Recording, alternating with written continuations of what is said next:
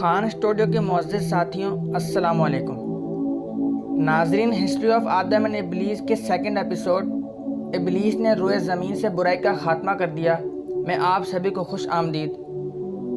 اس episode میں ہم آپ کو بتائیں گے کہ ابلیس ساتوں آسمانوں پر کن ناموں سے مشہور ہوا اور اس نے ایسے کیا کام سر انجام دیے کہ اللہ نے اسے ساتوں آسمان اور جنت اور دوزخ کی بھاگ دوڑ حوالے کر دی اور فرشتوں کا عالم معلم بنا دیا، اور جانیں کہ کیسے ابلیس نے روئے زمین سے برائی کا خاتمہ کیا، اور یہ بھی جانیے کہ وہ کون تھا جس نے زمین کے چپے چپے پر اللہ کی عبادت کی اور اللہ کو سجدے کرتا رہا۔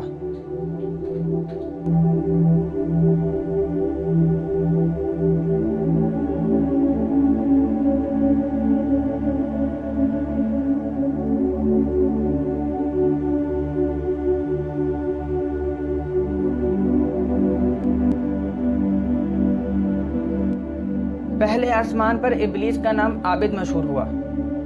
کہا جاتا ہے کہ فرشتے اپنی مرضی سے یا اپنی خواہش سے بغیر حکم ربی ایک آسمان سے دوسرے آسمان تک نہیں جا سکتے۔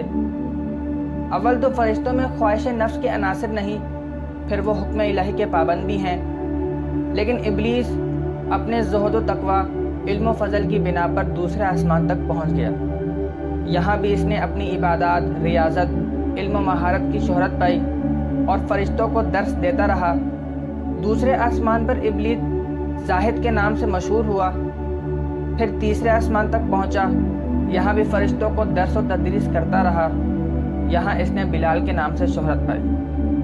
چوتھے آسمان پر پہنچا تو یہاں اس کی ملاقات بہت سی ارواح مقدسات سے ہوئیں۔ چوتھے آسمان پر والی کے نام سے مشہور ہوا، پھر حکم ہوا کہ چوتھے آسمان سے پانچویں آسمان پر چلے جاؤ، یہاں اپنے علم و فضل، ریاضت و اطاعت کی وجہ سے تقی کے نام سے مشہور ہوا۔ چھٹے آسمان پر تو پہلے ہی اس کے علم و فضل کے چرچے تھے، یہاں بھی یہ ملائکہ کو درس دیتا رہا اور ان کا استاد ٹھہرا۔ چھٹے آسمان پر اسے کبادان کے نام سے شہرت ملی، لیکن یاد رہے کہ باقی آسمانوں کی نسبت چھٹے آسمان پر ابلیس کا قیام کم رہا ہے۔ ناظرین اکرام، ساتوں آسمانوں پر ابلیس بقائے نور میں رہا اور اسے ساتوں آسمانوں کے تمام ملائکہ کا معلم، ٹیچر قرار دیا گیا۔ ساتویں آسمان پر پہنچ کر اس نے اپنی عاجزی اور ریاضت کی انتہا کر دی، یہاں اس نے فرشتوں کے استاد عزازیل کے نام سے شہرت پائی، اور کم و بیش 30,000 سال یہ مقربین کا استاد رہا۔ اس کے بعد اسے حکم ہوا کہ رضوان، جو کہ جنت کا داروغہ ہے، اس کی معاونت کرو اور اہل جنت کو اپنے علم و فضل سے بہرور کرو۔ جنت میں بھی اس نے اپنے علم و فضل کے دریا بہائے اور جنت کے داروغہ رضوان کو بھی اپنے علم سے سیراب کیا۔ بعض روایات کے مطابق ابلیس 40,000 تک فرض خزانچی انجام دیتا رہا۔ اس دوران ابلیس کے من میں اپنی قوم کا سربراہ بننے، انہیں راہ راست پر لانے کی خواہش جاگی، مگر یہ بغیر حکم خداوندی ممکن نہ تھا۔ پھر جنت سے دوری بھی ابلیس کے لیے جان لیوا تھی۔ ابلیس نے پروردگار عالم سے دعا کی کہ اے میرے رب، آپ نے میری دلی مراد بخشی، مجھے اتنی طاقت اور ہمت دے کہ میں زمین پر ہر ذرے کو تیرا مطیع اور فرما بردار کر سکوں۔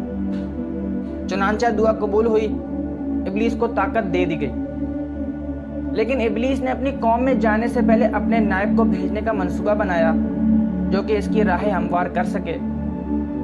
سب سے پہلے سہل التلیس بن بلاہت نامی جن کو اپنی قوم میں بطور اپنا نائب بھیجا، مگر یہ جن واپس نہ پلٹا۔ دوسرا نائب بھیجا گیا، وہ بھی نہ پلٹا۔ یکے بعد دیگرے ابلیس نے 5 نائب بھیجے، مگر کوئی بھی واپس نہ آیا۔ آخر اس نے آصف بن یاسف نامی چلاک جن کو اپنا نائب بنا کر بھیجا تاکہ وہ باقی 5 جنوں کی بھی خبر لے۔ یہ جن بھی بہت عرصے تک نہ پلٹا تو ابلیس کو فکر لاحق ہوئی۔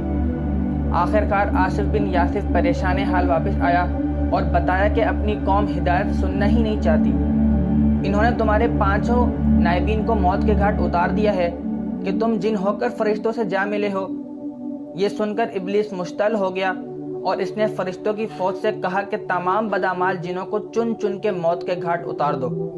اگر کوئی متقی پرہیزگار نظر آئے تو احترام کے ساتھ میرے پاس لے آؤ، اگر کوئی شریعت پر چلنے کا عہد کرے تب بھی اسے نہ مارنا اور میرے پاس لے آنا۔ فرشتوں نے ایسا ہی کیا، بد کرداروں کو چن چن کے مارا گیا اور روئے زمین پر برائی کا خاتمہ ہو گیا۔ بچے کچے جنات کے ساتھ ابلیس درس و تدریس میں مشغول ہو گیا۔ ذات باری تعالیٰ نے جنت، دوزخ، 7 آسمانوں سب کی بھاگ دوڑ ابلیس کے حوالے کر دی۔ ناظرین اکرام، یہ وہ دور ہے جب ابلیس نے زمین کے چپے چپے پر اللہ کو سجدہ کیا۔ جی ہاں ناظرین، یہ ابلیس ہی تھا جس نے زمین کا کوئی ایسا حصہ نہ چھوڑا جہاں اس نے اللہ کو سجدہ نہ کیا ہو، کیونکہ جب اسے جی آتا آسمان پر چلا جاتا، جب جی چاہتا زمین کے کسی کونے میں۔ بیان ہوتا ہے کہ یہ عزازیل ہی واحد مخلوق ہے جس نے زمین کے چپے چپے پر اللہ کی عبادت کی ہے۔ معزز ناظرین، کیا آپ جاننا چاہتے ہیں کہ ایسے کیا خیالات تھے جس کے آنے سے ابلیس خود ہی پر لعنت کرتا تھا، اور وہ کون تھے جن کے عالم وجود میں آتے ہی وہ سجدے میں گر گئے اور 30,000 سالہ طویل سجدہ کیا؟ تب سر اٹھایا اور سر اٹھاتے ہی پوچھا کہ اے میرے پروردگار، جیسے میں نے تیری عبادت میں طویل سجدہ کیا ہے، ایسی کوئی مثال ہوگی تیری مخلوق میں؟ اس کے جواب میں خداوند نے کیا فرمایا؟ اور یہ بھی جانیں کہ عزازیل یعنی ابلیس نے لوح محفوظ میں ایسا کیا لکھا دیکھا کہ وہ حیرت میں پڑ گیا، اور یہ جب بھی سجدے سے اپنا سر اٹھاتا تو سجدے والی جگہ پہ کیا لکھا دیکھتا۔ یہ سب کچھ ہسٹری آف آدم اینڈ ابلیس کی اگلی قسط میں ہم آپ کو بتائیں گے۔ تب تک کے لیے اللہ حافظ۔